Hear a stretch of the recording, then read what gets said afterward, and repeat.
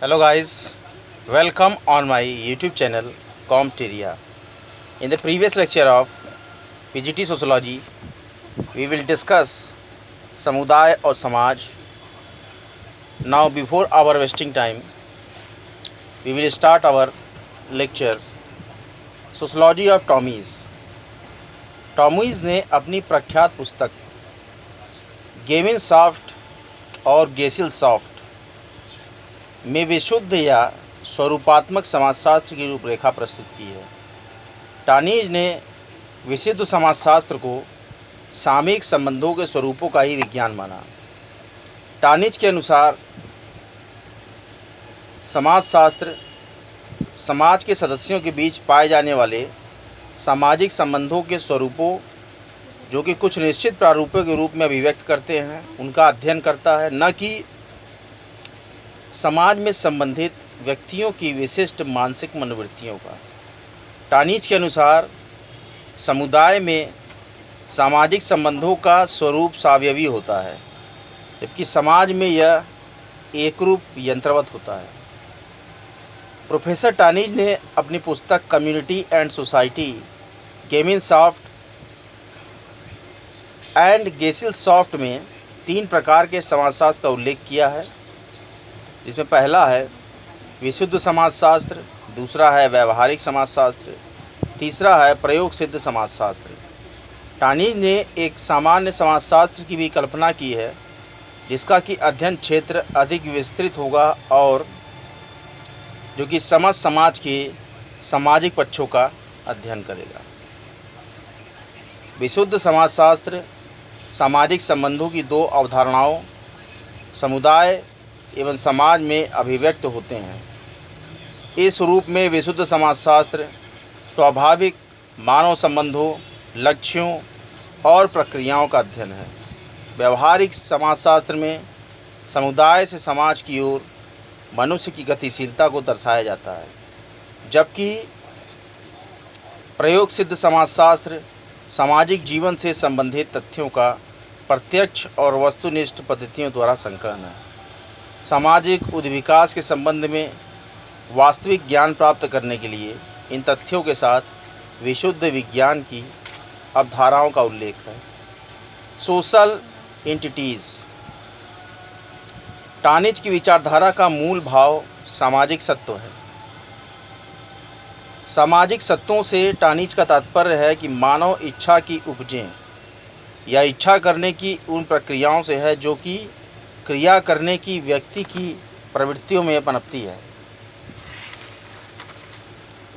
टानीज के अनुसार इच्छा करने की ये प्रक्रियाएं 2 प्रकार की होती हैं: सावयवी या स्वाभाविक इच्छा, तर्कसंगत यंत्रवत या अनुबंधात्मक इच्छा. प्रथम की प्रकृति सामूहिक तथा दूसरे की प्रकृति वैयक्तिक होती है. टानीज ने 3 प्रकार के सामाजिक तत्वों का उल्लेख किया है: सामाजिक संबंध, सामाजिक समष्टियाँ, सामाजिक निगम.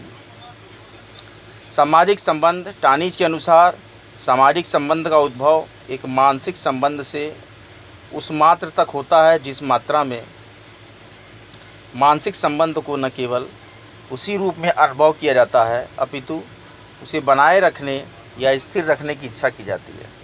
टानीज ने समुदाय और समाज में पाए जाने वाले सहचारी संबंध और सत्तावादी संबंध के बीच भी भेद किया है. सामाजिक समष्टियाँ. समष्टि से तात्पर्य व्यक्तियों के ऐसे एक समूह से है जो कि अपनी सामान्य प्राकृतिक या मानसिक विलक्षणताओं के कारण एक इकाई के रूप में माने जाते हैं, जैसे प्रजाति या भाषा समूह. सामाजिक समष्टियाँ एक ऐसी मानसिक या प्राकृतिक समूह हैं जो स्वयं संबंधित व्यक्तियों द्वारा इकाइयों के रूप में मान्य हैं. उन्हें वे अपनी स्वीकृति प्रदान करते हैं, इन्हें बनाए रखने की इच्छा रखते हैं. सामाजिक निगम. टानीज द्वारा उल्लिखित सामाजिक तत्वों की तीसरी श्रेणी सामाजिक निगम है. इसे सामाजिक संगठन और सामाजिक संघ भी कहते हैं. सामाजिक आदर्श. नियमों को टानीज ने 3 वर्गों में विभाजित किया है: आदेश, कानून और सदाचार. आदेश आदर्श नियमों का सर्वाधिक सामान्य संकुल है। वास्तव में आदेश तथ्यों द्वारा निर्धारित परंपरागत नियम है। कानून आदर्श नियमों का वह संकुल है जिसकी व्याख्या उनके भाव के अनुसार न्यायिक निर्णयों द्वारा होती है और उन्हीं के द्वारा लागू किए जाते हैं।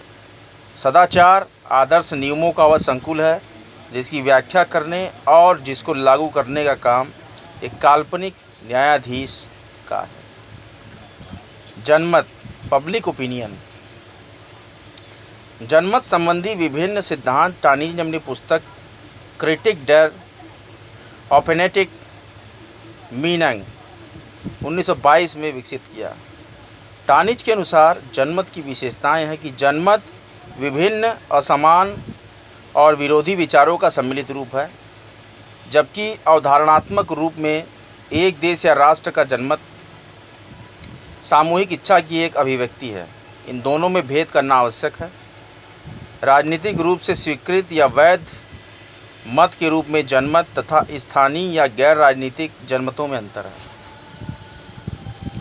जनमत जिस विषय से संबंधित होगा उसी के अनुरूप ज़्यादा या कम स्थिर अस्थिर या गैसीय प्रकृति का हो सकता है। टानीज ने यथार्थ जनमत और लोकप्रिय मनोभाव और अनुभूतियों में अंतर बताया है। जनमत आलोचनात्मक अर्थ बौद्धिक विवेचन या चिंतन की एक उपज है। थॉर्स्टीन वेबलन येल विश्वविद्यालय से 1884 में आपने अपना शोध पूरा किया, जिसका विषय था ethical grounds of doctrine of retribution. इस समय वेबलन स्पेंसर ह्यूमन कांट आदि की कृतियों से प्रभावित थे। पोर्टर और समनर जैसे विद्वान शिक्षकों का उन पर सर्वाधिक प्रभाव पड़ा। 1892 से 10 वर्ष तक वेबलन ने the journal of political economy शोध पत्रिका का संपादन किया। वेबलन की पुस्तकों में the theory of leisure class, the theory of business enterprises, the instinct of workmanship and the state of the industrial arts, imperial Germany and the industrial revolution, an inquiry into the nature of peace and its perpetuation, the higher learning in America, the vested interest and the common man, the place of science in modern civilization and other essays, the engineers and the price system, absentee ownership and business enterprise in recent times, the Lex de la Saga, essays in our changing order. समाजशास्त्र को थॉर्स्टीन Veblen का योगदान है। शिल्प कौशल की मूल प्रवृत्ति का सिद्धांत, संस्थाओं की अवधारणा, विलासी वर्ग का सिद्धांत, वेबलन के नियम और सामाजिक परिवर्तन की अवधारणा। विलासी वर्ग का सिद्धांत, theory of leisure class. Veblen ने अपनी सर्वश्रेष्ठ कृति the theory of leisure class में सर्वप्रथम विलासी वर्ग से संबंधित सिद्धांत प्रस्तुत किया। वेबलन डार्विन के विकासवादी उद्विकासी सिद्धांत से प्रभावित थे और इनके अनुसार जो कुछ भी आज हम या हमारी संस्थाएं हैं वह इसी उद्विकासी प्रक्रिया का संचयी फल है जो निरंतर हो रहा है। इस उद्विकासी प्रक्रिया द्वारा आज दो आर्थिक संस्थाएं स्पष्ट रूप से विकसित हो चुकी हैं। प्रथम व्यक्तिगत संपत्ति की संस्था जिसका संबंध धन से होता है, द्वितीय उत्पादन की प्रौद्योगिकी प्रणाली से संबंधित संस्था जो कि मनुष्यों की विभिन्न आवश्यकताओं की पूर्ति के लिए विविध वस्तुओं का उत्पादन करती है। वेबलन के अनुसार समाज के उस भाग को जिसका कि इन दो संस्थाओं पर एकाधिकार होता है उसे विलासी वर्ग कहते हैं। वेबलन ने विलासी वर्ग की विशेषताओं को अपनी रचना the theory of leisure class में उल्लेख किया है, जो इस प्रकार हैं। उनका व्यवहार विशेषतः आर्थिक व्यवहारों द्वारा प्रभावित होता है। उनमें दूसरे को प्रभावित करने हेतु दिखावे की प्रवृत्ति पाई जाती है। ये वर्ग दृष्टि आकर्षक उपभोग करते हैं। इस कारण वर्ग के सदस्य अनुत्पादक, आलसी और विलासिती प्रिय व्यक्ति होते हैं। इनमें दृष्टि आकर्षक उपभोग के साथ साथ दृष्टि आकर्षक विलासिता की प्रवृत्ति भी पाई जाती है। यह उत्पादन के साधनों तथा प्रचुर निजी संपत्ति के स्वामी होते हैं। अमेरिकी पश्चिमी तट पर बसी आदिम जनजातियों में प्रचलित पोटलैच प्रथा इसका एक उत्तम उदाहरण है। पोटलैच एक बहुत ही व्ययसाध्य भोज है। पूंजीवादी व्यवस्था में धन के आधार पर ही सामाजिक प्रतिष्ठा व स्थिति का निर्धारण होता है, इसलिए यह व्यवस्था धन के फिजूल खर्ची को हर प्रकार से प्रोत्साहित ही करती है। वेबलन के मत में आधुनिक युग में जबकि प्रौद्योगिकी का विकास दिन प्रतिदिन बढ़ता जा रहा है, इन विभिन्न वर्गों को एक दूसरे से पृथक करना असंभव सा हो गया। समाज का प्रत्येक वर्ग या भाग, यहाँ तक कि प्रत्येक निर्धन व्यक्ति कुछ दिन आकर्षक उपभोग कर लेते हैं। इस दृष्टि से विलासी वर्ग में कोई भी स्पष्ट विभाजन करना संभव नहीं। वेबलन के नियम, आर्थिक प्रतिस्पर्धा का नियम।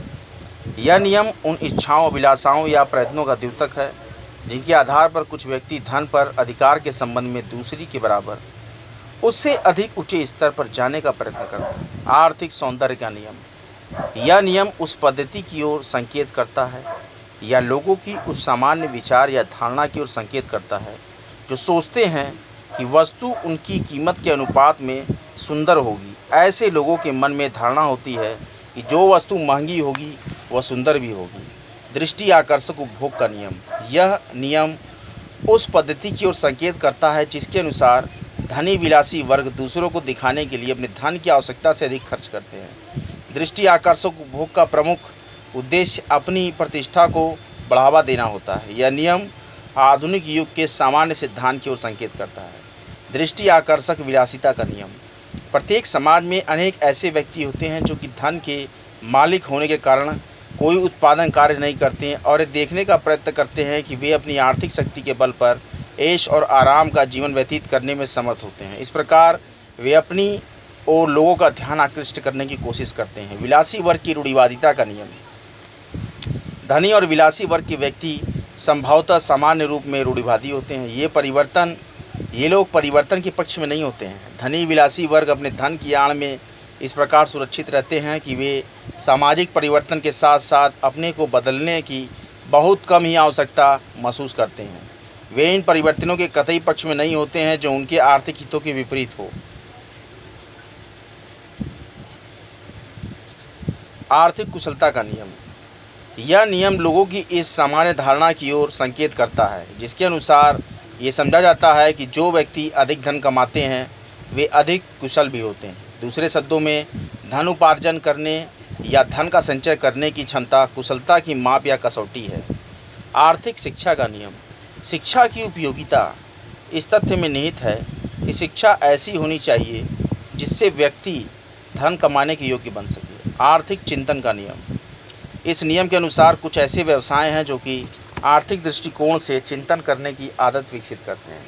यांत्रिक विचार का नियम। यह नियम उस प्रक्रिया की ओर संकेत करता है जिसके द्वारा मनुष्य के विचार और कार्य करने का रूप बहुत कुछ यंत्रवत हो जाता है। मशीनों पर काम करते करते श्रमिकों के चिंतन की प्रक्रिया ऐसी यंत्रवत होती जा रही है। ये डर है कि कहीं श्रमिक पाप को पाप समझने की शक्ति भी खो न बैठे। सामाजिक परिवर्तन की अवधारणा। The concept of social change. अपने सामाजिक परिवर्तन की अवधारणा में वेबलन ने मनुष्य की अपनी आदतों द्वारा नियंत्रित माना है। मनुष्य की आदतें और मनोवृत्तियाँ भौतिक पर्यावरण विशेषकर प्रौद्योगिकी में परिवर्तन के अनुसार परिवर्तित होती रहती है। वेबलन के अनुसार मनुष्य की मूल प्रवृत्तियाँ बहुत कुछ स्थिर होती है, परंतु इस मूल प्रवृत्तियों से संबंधित आदतें भौतिक व्यक्तियों में परिवर्तन हो जाने पर बदल जाती हैं। भौतिक परिस्थितियों के बदलने की आदतें बदलती हैं। आदतों के बदलने से संस्थाओं में भी परिवर्तन आता है और आदतों और संस्थाओं में परिवर्तन का अर्थ होता है सामाजिक ढांचे में परिवर्तन। इस प्रकार वेबलन के अनुसार सामाजिक परिवर्तन वो प्रक्रिया है जिसके माध्यम से हमारी सामाजिक व्यवस्था प्रौद्योगिकी प्रगति को व्यक्त करती है। विल्फ्रेडो पैरेटो की महत्वपूर्ण कृतियों में कास्ट इकोनॉमिक पॉलिटिक, मेडवेड डी इकोनॉमिक पॉलिटिक, माइंड एंड सोसाइटी। पैरेटो का महत्वपूर्ण समाजशास्त्री योगदान। पैरेटो की वैज्ञानिक समाजशास्त्र की अवधारणा। तर्क संगत और अतर्क संगत क्रियाओं की अवधारणा। विशिष्ट चालक की अवधारणा, भ्रांत तर्क की अवधारणा, अभिजात वर्ग के परिभ्रमण का सिद्धांत, सामाजिक परिवर्तन का चक्रीय सिद्धांत। पैरेटो प्रोफेसर वालरस के आर्थिक संतुलन के सिद्धांत से अत्यधिक प्रभावित थे। पैरेटो इटली के तानाशाह मुसोलिनी के गुरु थे। इन्हें फासिस्टवाद का पैगंबर भी कहा जाता है। पैरेटो के वैज्ञानिक समाजशास्त्र की अवधारणा। पैरेटो एक ऐसे समाजशास्त्र का निर्माण करना चाहते थे जो कि वास्तविक रूप में यथार्थ और वैज्ञानिक हो। इसके अनुसार एक ऐसा विज्ञान जिसका केवल दृष्टिकोण ही नहीं बल्कि पद्धति भी पूर्ण रूप से वैज्ञानिक होगी। अपने इस समाजशास्त्र को पैरेटो ने तार्किक प्रयोगात्मक विज्ञान का नाम दिया। पैरेटो ने तार्किक प्रयोगात्मक पद्धति के 3 आधार, निरीक्षण, तथ्य मुक्त या वैश्विक अनुभव और निरीक्षण तथा अनुभव के आधार पर निकाले गए तर्कसंगत निष्कर्ष। पैरेटो के मत में किसी भी वैज्ञानिक का सर्वश्रेष्ठ उद्देश्य सत्य की प्राप्ति है। सत्य की खोज में लगे रहना ही वैज्ञानिकों का एकमात्र कर्तव्य है। सत्य की खोज करो चाहे वह स्वर्ग हो या नरक। यह पैरेटो का समाजशास्त्रियों के समाज को अध्ययन करने हेतु स्पष्ट निर्देश है। तार्किक प्रयोगात्मक समाजशास्त्र पूर्णतः वैज्ञानिक पद्धति पर आधारित है। यह पद्धति व्यक्तियों, भावनाओं, आवेगों और अनुभूतियों से पूर्णतः परे होगी। पैरेटो के अनुसार कोई भी वास्तविक तथ्य पूर्णतः स्थिर नहीं होता है, क्योंकि तथ्य स्वयं परिवर्तनशील होते हैं। इसीलिए समाजशास्त्रीय नियम भी परिवर्तनशील या सापेक्षिक होते हैं। तार्किक प्रयोगात्मक समाजशास्त्र में कुछ भी पूर्ण रूप से स्थिर नहीं है। पैरेटो के अनुसार कोई भी एक कारक सामाजिक तथ्य को निर्धारित नहीं करता और न ही किसी तथ्य या घटना का अन्य तथ्य और घटनाओं पर एक तरफा प्रभाव पड़ता है। प्रत्येक लक्ष्य या घटना का अन्य सभी तथ्यों या घटनाओं पर तथा सभी तथ्यों या घटनाओं का प्रत्येक तथ्य पर प्रभाव पड़ता है। पैरेटो के वैज्ञानिक समाजशास्त्र की 4 प्रमुख विशेषताओं का उल्लेख कर रहा हूँ। समाजशास्त्र क्या रहा है और क्या है का वर्णन करता है, न कि क्या होगा या क्या होना चाहिए। एक वैज्ञानिक स्तर बनाने हेतु किसी भी पूर्ण धारणा के आधार पर कार्य नहीं होगा। समाजशास्त्र सामाजिक घटनाओं को अध्ययन में उनकी पारस्परिक निर्भरता और कार्यात्मक संबंध को स्वीकार करेगा। इसका सर्वप्रमुख उद्देश्य सामाजिक घटनाओं का वर्णन करना और उनमें पाई जाने वाली समानताओं के आधार पर सामाजिक नियमों का प्रतिपादन करना है। सोरोकिन के अनुसार पैरेटो सत्यता की उपयोगिता से पृथक करते हैं। यदि वे समस्त वैज्ञानिक अवधारणाओं को विज्ञान के क्षेत्र में से निकाल फेंकने में पक्ष में है, तो वह इस कारण कि पैरेटो विज्ञान को अन्य प्रकार के सामाजिक चिंतनों के साथ मिश्रित होने से बचाना चाहते हैं। पैरेटो के अनुसार विभिन्न विज्ञानों के अध्ययन से समाजशास्त्र का अध्ययन अधिक संपूर्ण है, क्योंकि यह विज्ञान विभिन्न सामाजिक घटनाओं तथा तथ्यों के पारस्परिक संबंधों तथा निर्भरता को स्वीकार करता है। आज का लेक्चर यहीं तक। अगले लेक्चर में मैं आपको पढ़ाऊँगा तर्कसंगत और अतर्कसंगत क्रियाओं की अवधारणा। कॉमटेरिया यूट्यूब पर पूर्णतः निःशुल्क है। कॉमटेरिया वीडियोस को ज़्यादा से ज़्यादा शेयर करें, चैनल को लाइक करें, सब्सक्राइब करें और बेल आइकन को जरूर प्रेस कर दें। सभी प्रकार के लेक्चर्स कॉमटेरिया पर निरंतर अपलोड किए जाते हैं। कॉमटेरिया लेक्चर्स को बराबर देखते रहें, चैनल को लाइक करते रहें, सब्सक्राइब करते रहें। कॉमटेरिया का एकमात्र उद्देश्य है सभी पढ़ें, सभी बढ़ें। वैक्सीनेशन ज़रूर से कराएं। कोरोना से बचने के लिए वैक्सीन ज़रूर लगवाएं। मैंने भी वैक्सीनेशन करा लिया है 2 दिन पहले। आप भी कराएं और स्वस्थ समाज का निर्माण करें। कॉमटेरिया को बराबर लाइक करते रहें, सब्सक्राइब करते रहें। डिस्क्रिप्शन बॉक्स में इम्पॉर्टेंट PDF को डाउनलोड करना न भूलें। इम्पॉर्टेंट PDFs को डाउनलोड करें और लेक्चर के साथ साथ उसको पढ़ते हुए कॉन्सेप्ट क्लियर करें। ज़्यादा से ज़्यादा लेक्चर्स को शेयर करें। कॉमटेरिया लेक्चर्स देखने के लिए आपका बहुत बहुत धन्यवाद। हर हर महादेव।